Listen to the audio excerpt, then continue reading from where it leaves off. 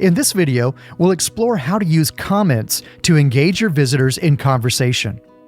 Comments are an important feature of blogs because they allow your readers to respond to your posts and interact with you, the author.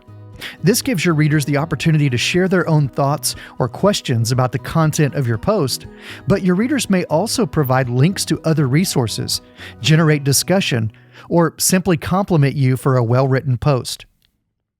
The Activity module on the dashboard informs us that there are 2 new comments in response to our blog posts.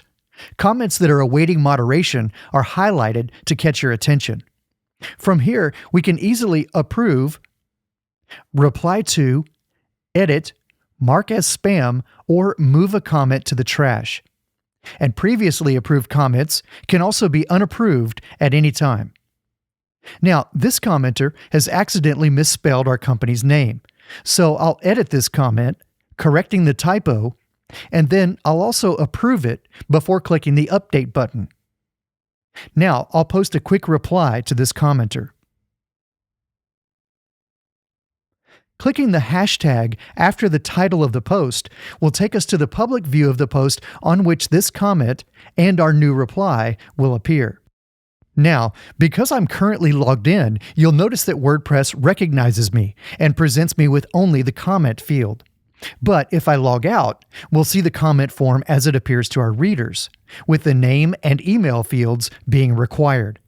This gives you an added level of security before someone is able to post a comment to your blog.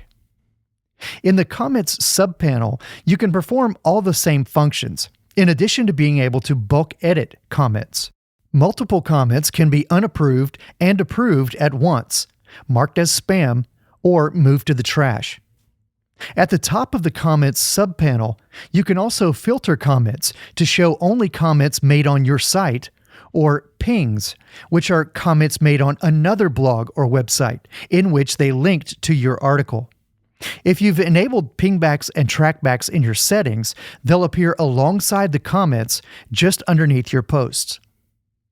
Comments can be controlled and regulated through the use of filters for language and content, and they can also be queued for approval before they're visible on your website.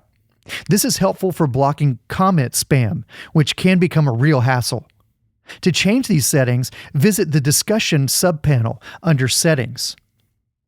And we just talked about pingbacks and trackbacks, which are essentially remote comments and happen when someone else links to your article from his or her own blog.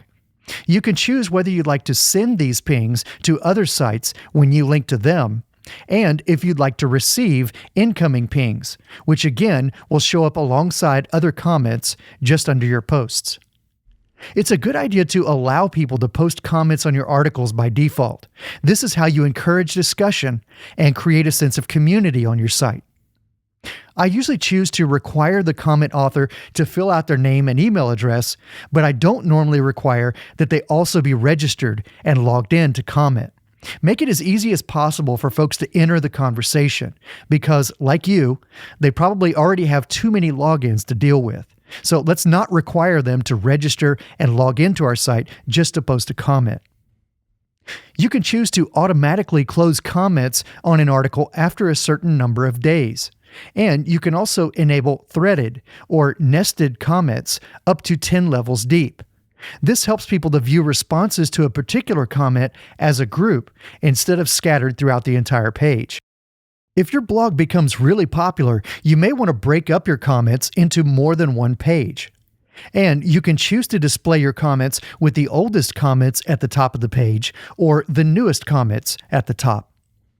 You can also choose to be notified by email whenever someone posts a comment, or at least when a comment is held for moderation.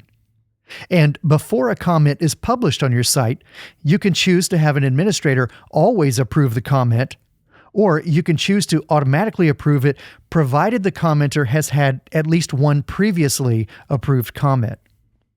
If a comment contains 2 or more links, which is a common characteristic of spam, then we can choose to hold it for manual approval.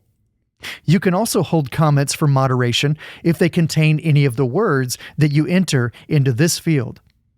If you'd like, you can enter a list of commonly used spam words into either this field or the comment blacklist, which works in much the same way, except comments that contain these words will automatically be marked as spam, rather than being simply held for moderation.